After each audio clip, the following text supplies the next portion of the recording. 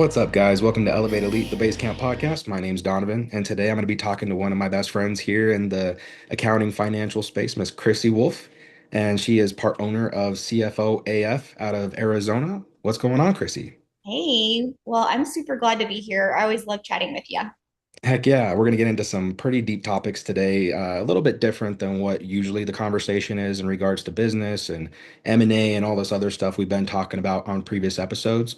And I'm going to pivot and we're going to start talking a little bit more about the spouse side of being a business owner, ownership, entrepreneurship, from both angles, from you being a stay-at-home W-2 mom, as well as a single broke mom, as well as now a non-broke, non-single mom. So all the different angles of being a parent and a spouse and a support system and all that fun stuff. So how are you doing?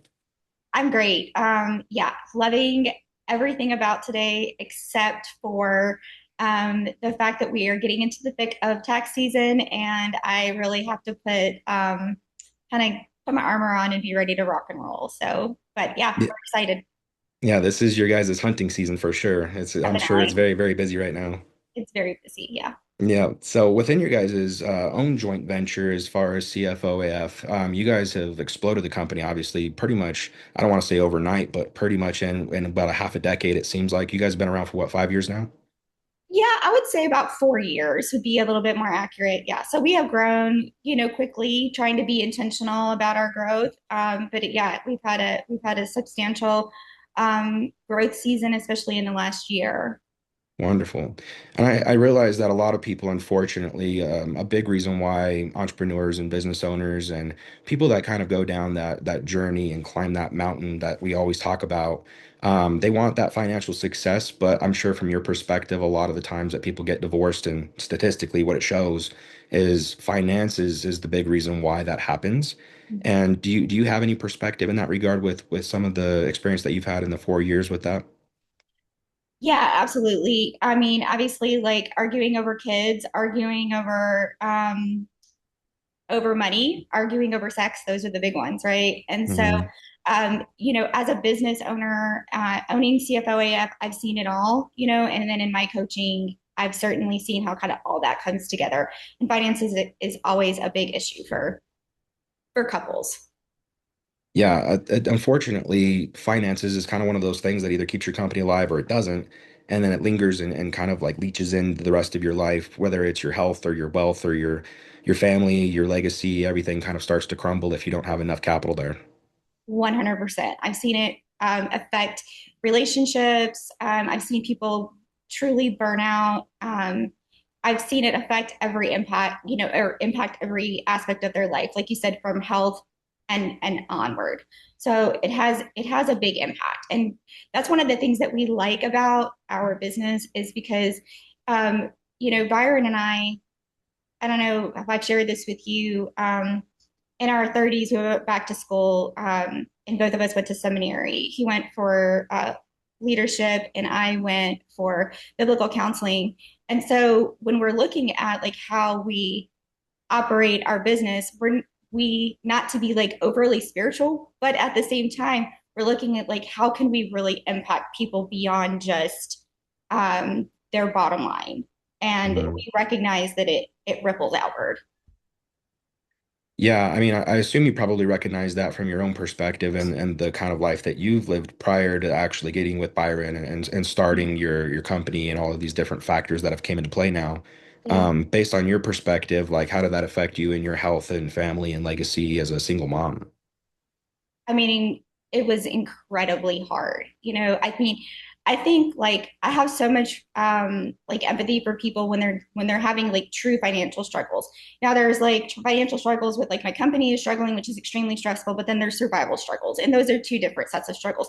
They're both incredibly stressful, and the financial stress of being a single mom, trying to without additional like resources, that was incredibly hard, because I kind of felt like I was climbing, like your analogy, I really felt like I was kind of climbing a mountain all the time and never seeing the summit and feeling, exhausted, and it impacts how we show up as parents, right? Like when we're stressed, when we're tired, when we're worried about money, it it impacts our bandwidth, but also our ability to be present, with our Mhm. kids.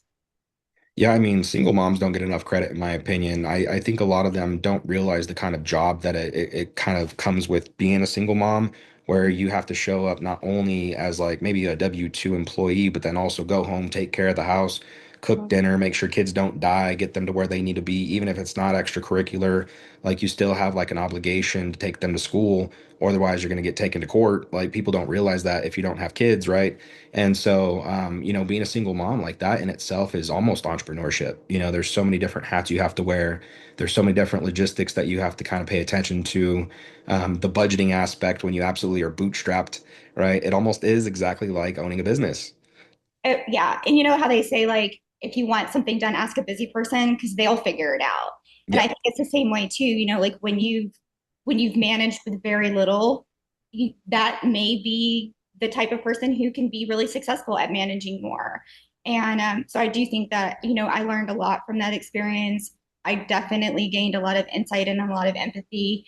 And it does shape how I show up uh, in my job as an owner with my team members, and then also with the people that I work with, either with coaching or with the financial piece, because I recognize the toll that it just takes on us completely, and as they say, the body keeps the score, and then those things really add up and show up in how we sleep or don't sleep, what our nutrition, and our fitness.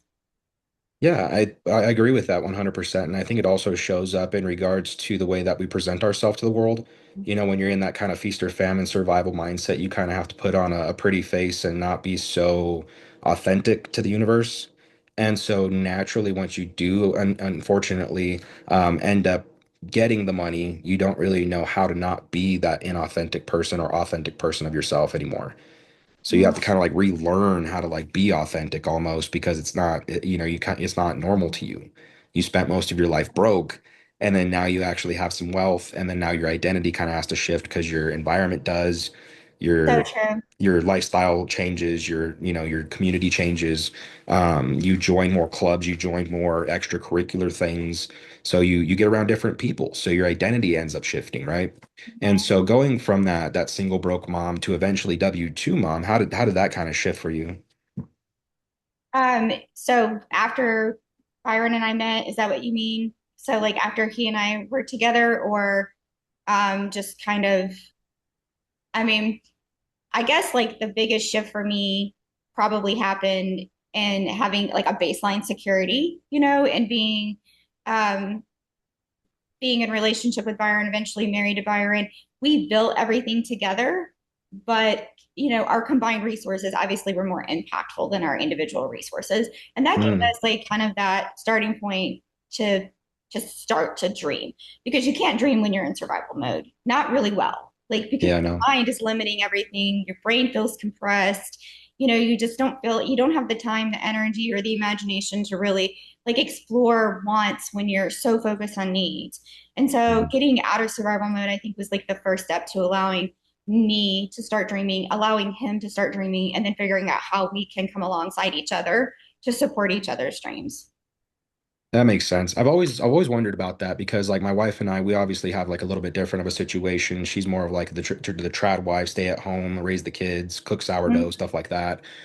She doesn't really have a whole lot of input in the business. I sometimes come to her for consultation, and involve her obviously in all of the discussions, but she doesn't really like, she's not like an accountant in the business or anything like that. You Right. know what I mean? Like an operating component like you are in CFOAF. Um, I've always wondered how that dynamic is different for people that get into a relationship with somebody and like have their wife work in the business. From your Mhm. experience, I know that's probably different than people that you've worked with, but it kind of does have some conflict when it comes to like you're not only married to this person, but now you're also their business partner, and those are two different things. Absolutely. And so we live together, and we work together, and we work from home, and we travel together. There's a lot of togetherness.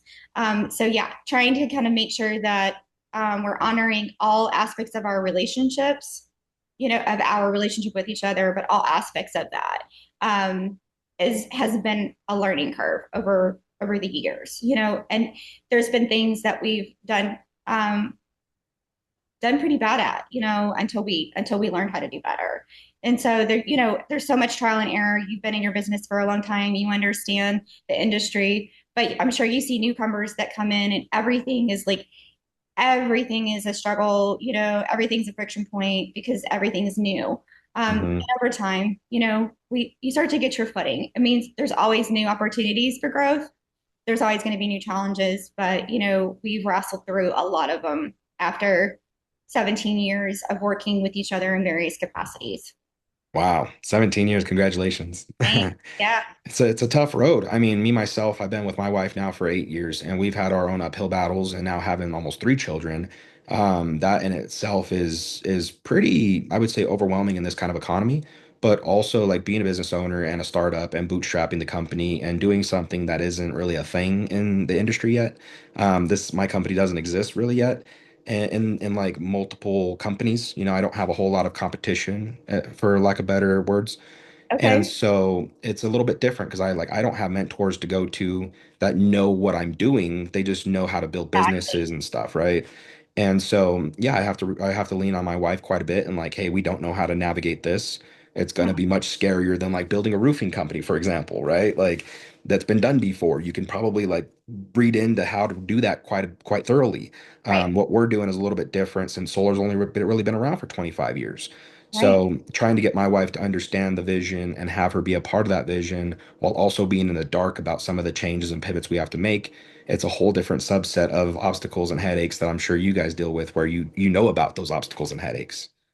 It Yes and no, and so one thing that I can say about us, so Byron, his first business that we worked in together, and it was his business, was a motorcycle dealership, power sports Mm, dealership. And we had no roadmap for that. And we really and truly had to figure out literally everything. I remember um, saying, "Oh, this is a learning experience. This is a learning experience. This is a learning experience." And after about a year, he said, "I don't know if I can handle any more learning experiences. Like, I'm like, this is expensive and I'm exhausted." I was like, "I agree." But that's kind of how it's always been. When I had my dog boarding business in Tennessee, I started it without a roadmap, a mentor, same thing, had to kind of work through the challenges.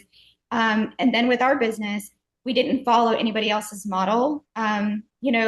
This is something that we created from scratch. We've had to figure out every aspect of our tech stack, every aspect of our SOPs. We've had to, figure out hiring through trial and error. We've had to figure out packages through trial and error. We've had to figure out pricing. Everything we have done has been like us navigating it like together. Come heck or high water, like it's it's our baby when we're rocking it. If we drop it, it's our problem. Like there's nobody coming to save us, just as I'm sure you can relate to that.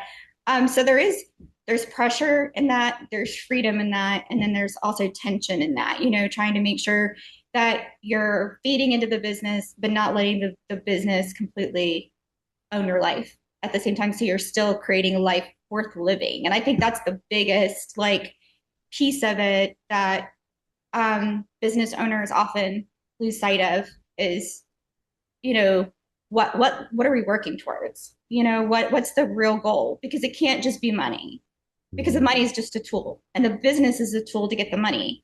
So what are we collecting all these tools for? Like what are we doing? What kind of life are we mining?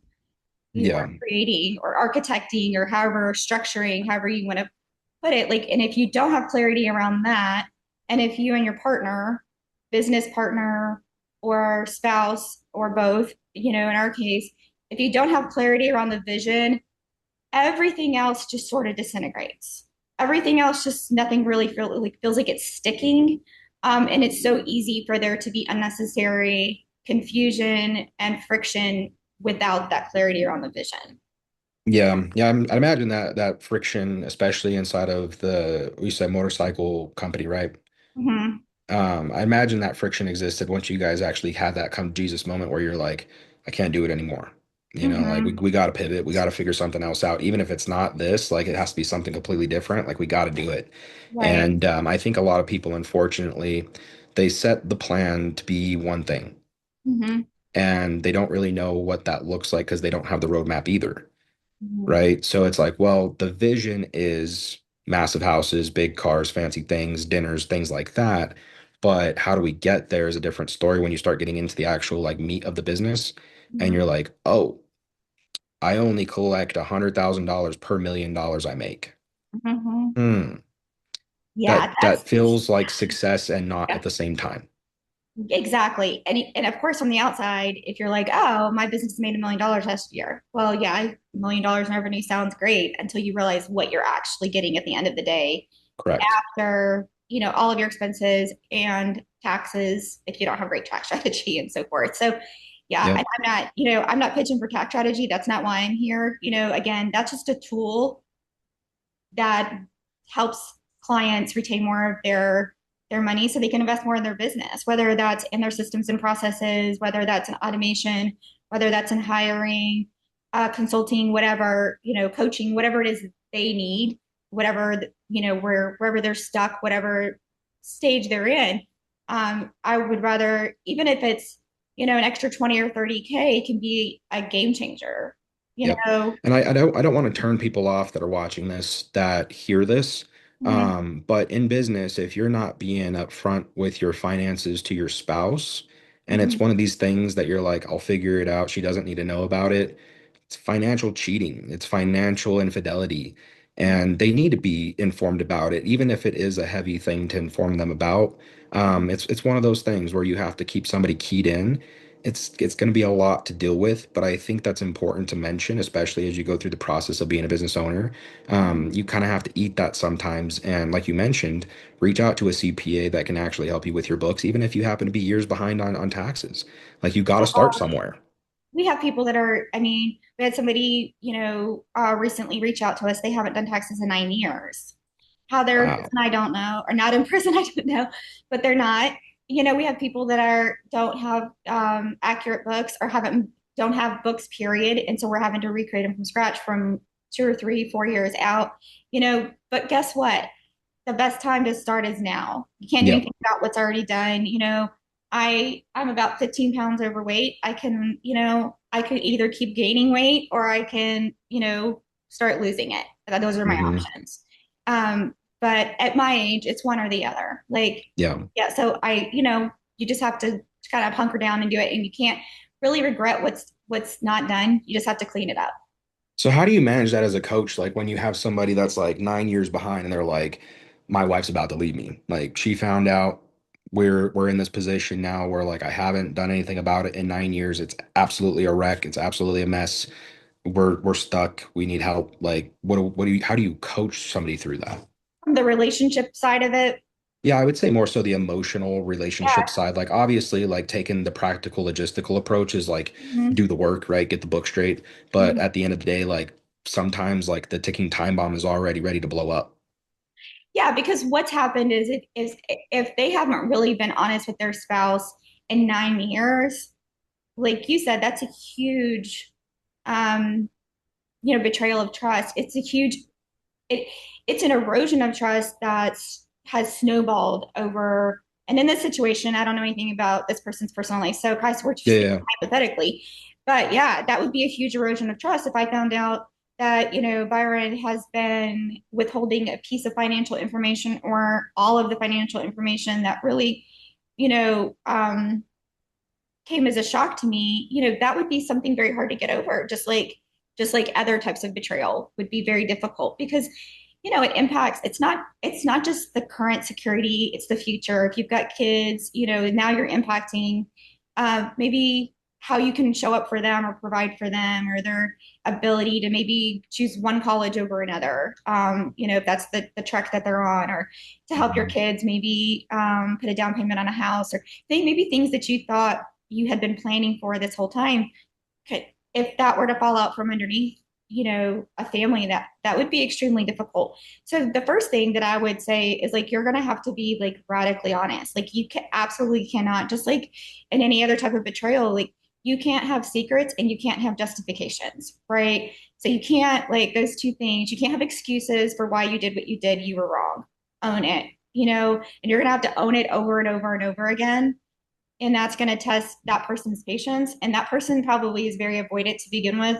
So they're not going to love having to have those difficult conversations, and there's going to be a lot of shame that's going to, show up there for the person who was keeping those secrets. They kept those secrets because more than likely they're ashamed of the mistakes that they made. Maybe they're not happy with the decisions that they made, and they're afraid that their wife is going to see them differently. Like, okay, well, you're not successful, or you're not competent, or whatever. And so everything that they've been avoiding for this entire time now is coming up with this big explosive volcano. And the only way through it is to literally own it and to allow that radical accountability from your partner, and not um not try to shift blame at all. It can't be like, Mm. why didn't I tell you? Because you're just difficult. There may be some truth to that, and that's something obviously that we would unpack and talk about and work through, because there has to be safety for both people. But honesty is the cornerstone, followed by communication. So we can't just shove it under the rug because it's not fun. And so Byron and I, we talk about money. We have those like difficult conversations. We're not always happy with our decisions. Sometimes 20, review, what am I trying to say? Like hindsight is 2020, right? So be like, well, that was a terrible decision. Well, you did your best that you could with the information you had at the time. It didn't work out. But that can, that's hard on people. Business owners are making decisions all day, every day. And so I understand feeling like, oh man, I feel like I've been on a bad streak, like I haven't hired well, or I haven't done ABC well. And, we want our spouses to trust us, to believe in us, to think we're smart, sexy, funny, all the things. And so I get it, so I would start there. I would want to meet the couple there and say, like, okay, we can't undo this is how we're going to move forward, but this is kind of like the contract that we're going to have moving forward, is we're going to have these conversations, even if they're hard. And then I would help them determine how to have those conversations in a way where both people feel safe, but also feel heard. How do you have those conversations? Like how often, when, like monthly, are you, when, how often are you talking about money? Minimum monthly. Hmm. Weekly is great. If you're incorporating it into, say, like, if you're having a weekly owners meeting that's operational, you're reviewing the numbers, all of those things. That's ideal, and that's what Byron and I do. But even when we're super busy and we can't do it weekly, then monthly is the bare minimum to kind of go over everything. We're not in a position in our life where, like, we have to budget like every thing. We plan for obviously bigger purchases. Um, but we still have to have clarity around what's going on in the business, because Right. otherwise you can just get off track so fast. What about prior to when you guys owned the motorcycle dealership? So we actually owned the motorcycle dealership before we got married. So we worked together, we lived together, parented together, with my kids, then worked together, then got married. So we did everything in a kind of a wackadoodle order. Mhm. So I would say we argued more about we. The reality is, you're going to argue more about money when you're broke. Period. Right. So we Yeah. argued more about money then than we do now. But um, I don't think we were great about talking about it either. We weren't structured. We didn't have like a monthly conversation about that. And what I tell people is, yes, we need to have a monthly conversation about your financial position, and also alignment, making sure that we're still like on track for our goals and that the goals haven't shifted, right? If we're working towards different visions, then there's always going to be frustration there, Yeah. which leads Yeah. to bitterness, which can really mess up a relationship. Right. Even my wife and I, we're kind of not necessarily in that boat, but we're kind of going through this period where we want to buy a house. Mm-hmm. And we look at the Denver market and it's like $500,000 in not even a great neighborhood, right? So like you want to get a little bit nicer of a neighborhood, and the neighborhood that we want to stay in, it's like $750,000 to $1 million minimum. Like you're Mhm. talking about like a fixer upper from the 60s, right? Like it's gonna have some renovations that are needed at Yeah. $750,000, Yeah. right? And you're not going to be able to like do it all before you can move in, more than likely. Well, so like they have the 203K loan, not to get into the specifics, right? But like you can get loans and rehab and like do rehab 5 to 6 months before you move in. Like Mhm. you can get some stuff done. You know what I Sure. mean? So like there's ways around that, but this is the perspective that I'm trying to share is in Denver, it's like 750, say 600,000 plus maybe two or 300 for renovations. So Mhm. all in eight, $900,000, right? Mhm. FHA max is like 860 or whatever it is. We stay under that. Okay. You're looking at $6,500 a month for a mortgage payment, Wow. and you're paying like $75,000 down, including the loan. Okay. Mhm. Her and I were talking, and we're like, why don't we buy in Pueblo? Like, what are we living in Denver for? Like, we don't have jobs here that are tech based or anything like that. Right. Right. Like, we don't go anywhere. We're not going to Denver Bronco games. Like, we don't watch football like that. Right. So, like, what do we live here for? Right. And you've got little kids. So you're in that season of like really kind of nesting, right? Exactly. And so like we're like we want a backyard, we want a front yard, we want a house to be able to like have memories made with like Christmas and stuff. Our family lives in Pueblo, and so we started looking in that market, right? Schools aren't terrible. Like schools are kind of what schools are at the end of the day. Like public school is public school. We've all gone through it. We've all succeeded. Most of us Mhm. like you are successful now. I can't imagine you had a private school growing up, did you?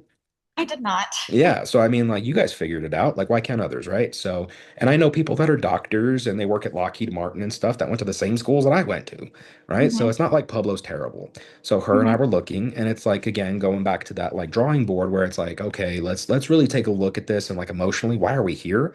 Number two, Mhm. logistically, like if we move to Pueblo, we can get a $400,000 house, Mhm. 2 acres of land, 5 bedrooms, 3 bathrooms, 4,000 square feet next to like the nicest school in the reservoir. And it's going to cost us 2,600 a month, which is like $500 more than our rent. And we Mhm. own the home and build equity because over the course of the last 4 years, we've paid our landlord $100,000.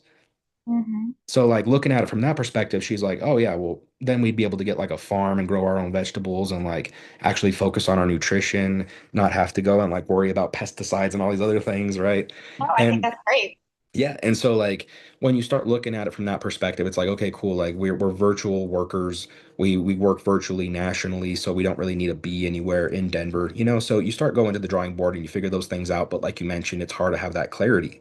You know, Mhm. when you're in that position where you're like, I need to shut down the dealership, you're not budgeting money. You're like, I just need more money to come in. Like I Mhm. just need more income. I don't know how to budget what doesn't exist, right? And so Exactly. Yeah. how do you shift that mindset, do you think? How do you get to that like over the hump, come to Jesus, like we got to pivot, we got to do something because this just ain't working. Yeah. So, I mean, I think you were talking about your house thing, and it's really what I was thinking when you were saying that is it's a financial decision second, but it is you really are you really are creating a vision of a life together. And so Hmm. I think that's the biggest pivot is like, okay, some people are going to want the best of the best. You know, they're going to want to max out the mortgage that they can get to be in the best neighborhood so they can be around the richest people. And that's part of their vision, right? But, you know, as you were describing, um, there's options. And so really saying like what matters to us first and foremost, you know, and working towards that. Because I think like if Byron's working towards the lap of luxury and I'm envisioning this homestead life, like it we're not even in financial decisions. They feel like financial decisions, but really what we have are alignment problems.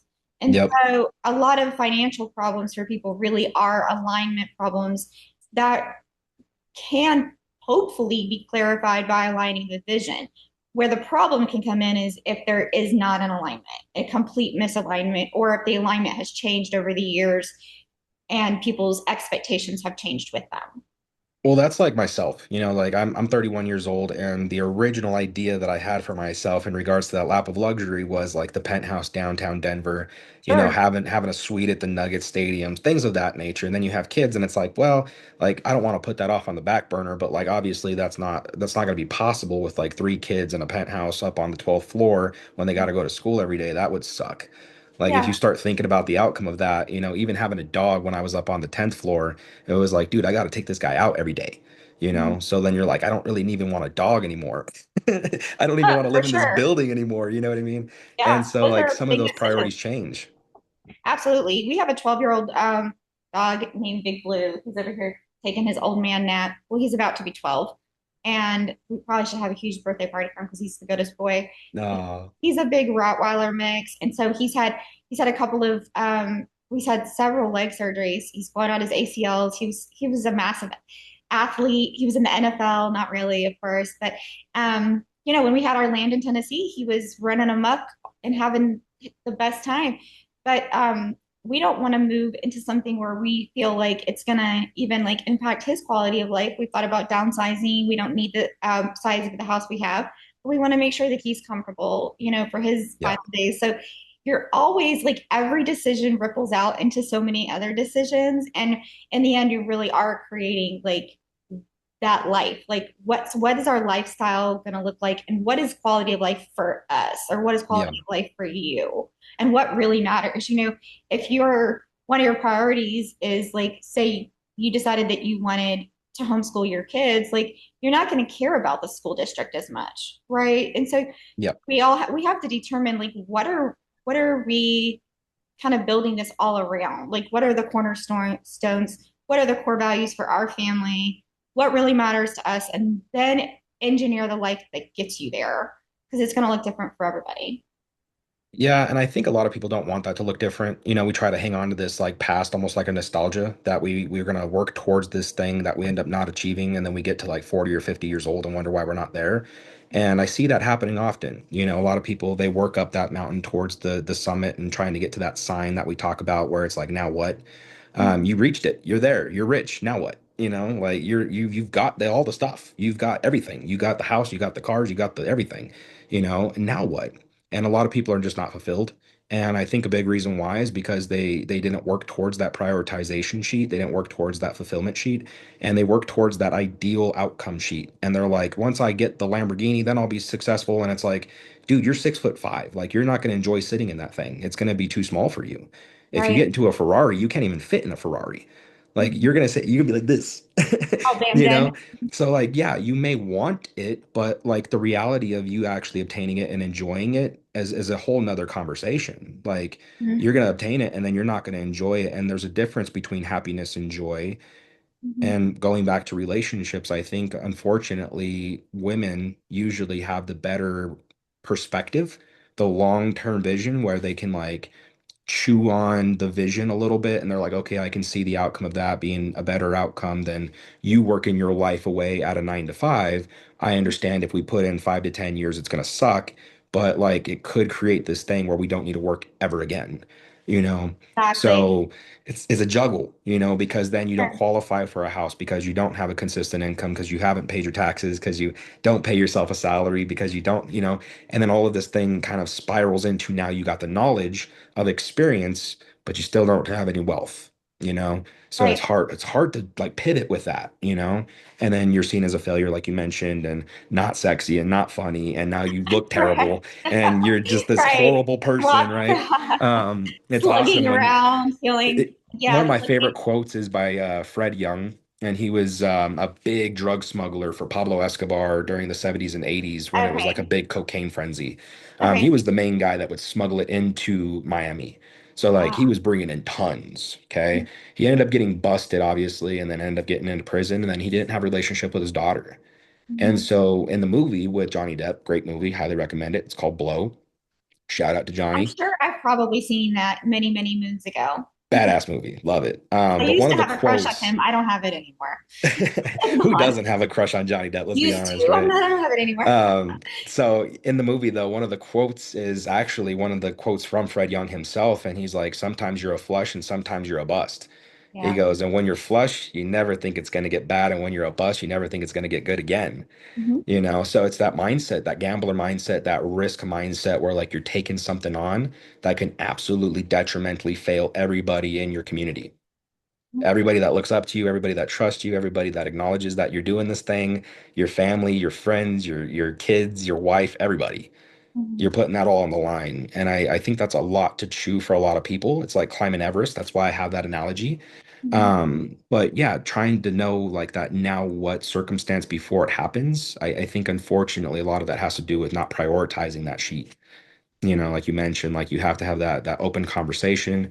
You have to have dialogue between like what the prioritization and vision looks like. And then for me specifically, it was like, well, I want supercars and I want the nicer house or the penthouse or whatever. And then it's like, okay, well, now I want like a big vehicle to be able to take all my kids to go somewhere. Like we need to all be in that vehicle together. And I don't want like a minivan. So now my priority has An changed to like SUV or something. a Yukon maybe, or like an Right. Escalade, or like maybe an X since they're going on sale apparently, or Yeah. something like that. Mhm. So your vision changes, and so I think a lot of people have a hard time pivoting with that. Yeah, and it's going to change. Like I think the best thing to realize, in preparing for financial conversations is recognizing that your values are going to change over time. Mhm. Both of your values are. And so if you're not having those alignment conversations, you can guarantee that you will wake up one day and realize that there is a huge gap between expectations between you and your spouse because you didn't bother to check in along the way, right? Yeah. And so you really have to it's so much less threatening to have those conversations when you've got them scheduled. Like if you're like, Hmm. okay, I get my bookkeeper has my P&L and everything ready by the 10th. We have a date scheduled for the 15th of every month.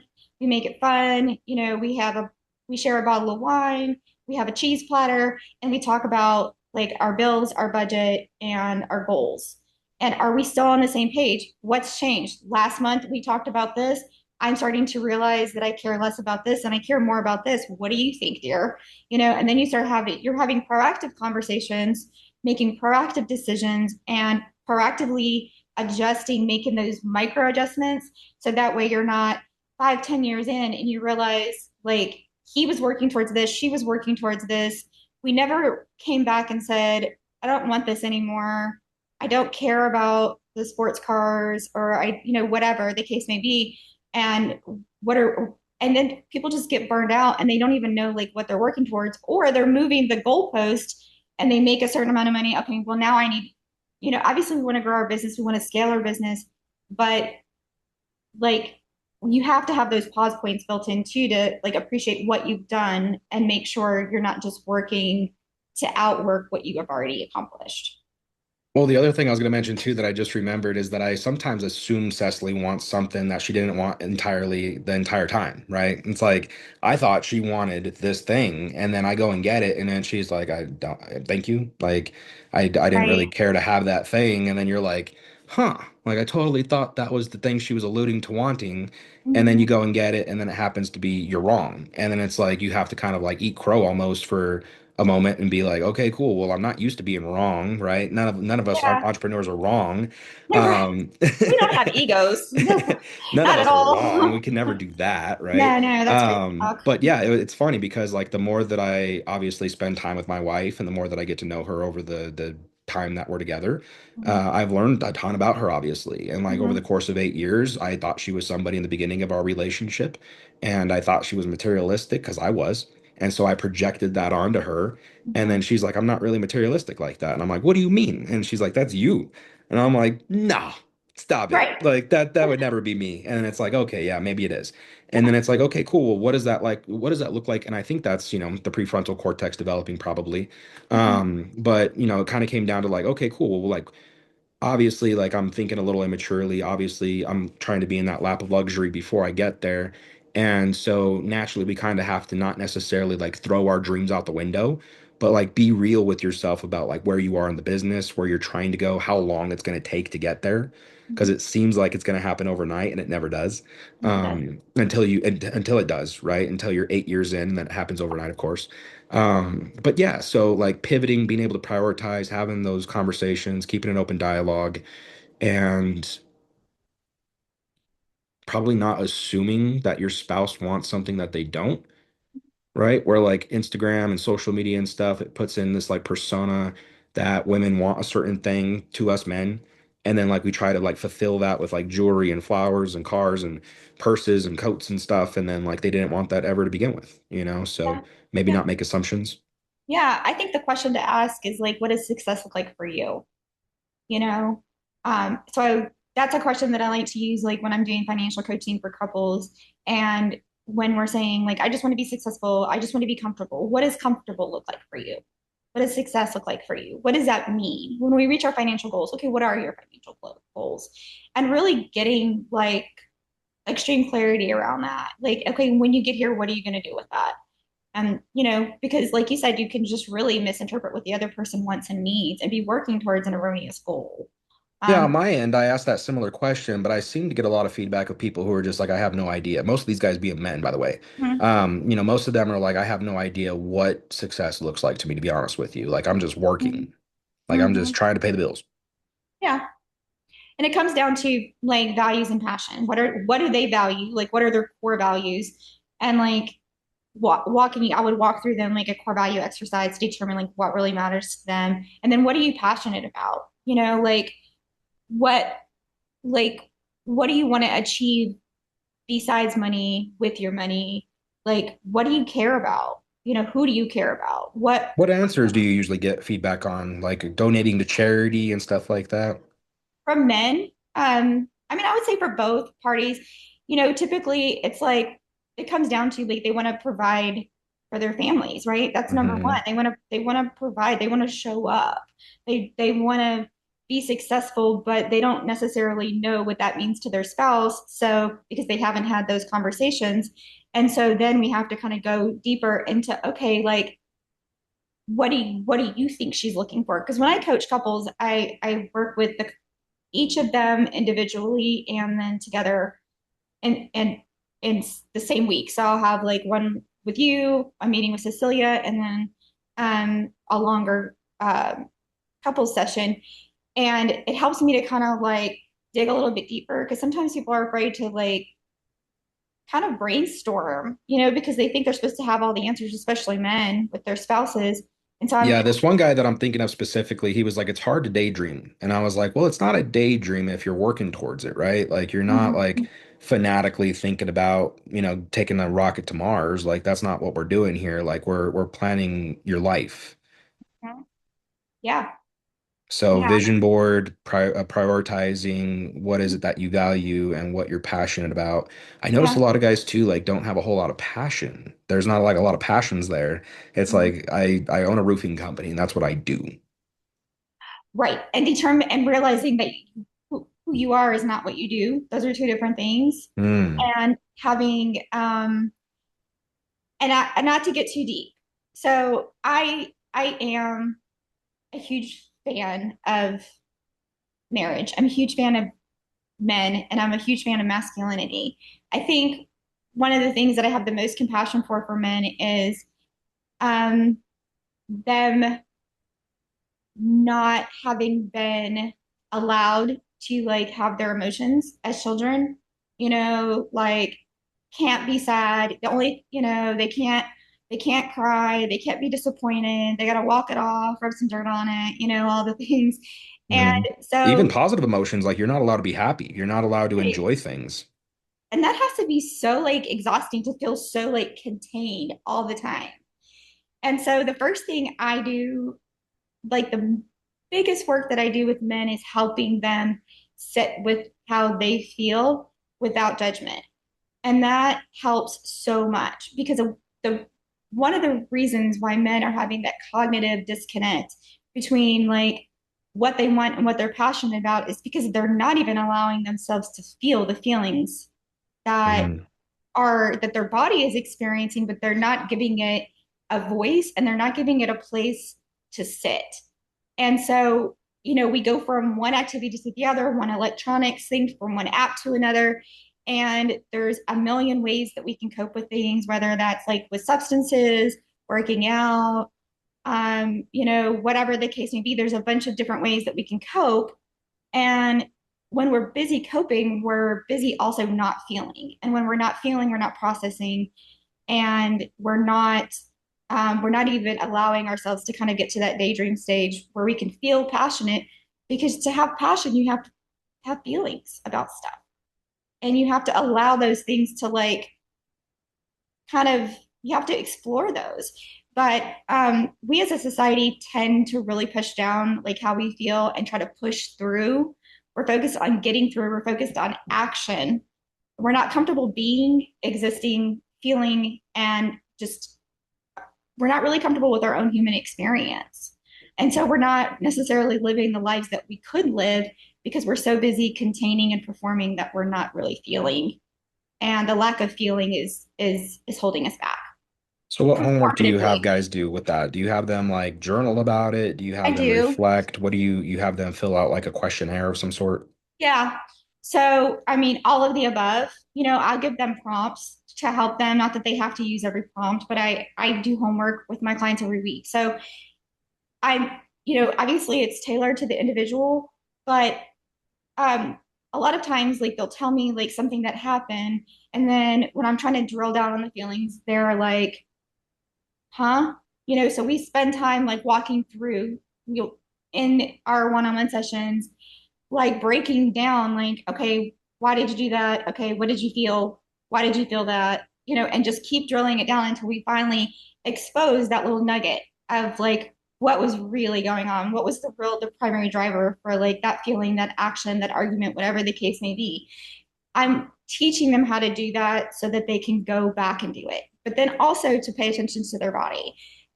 So, talking when we're talking about like, um, their stress or whatever, I'm like, okay, where do you feel that? Right. Because like, I want them not, it doesn't really matter to me where they feel it necessarily.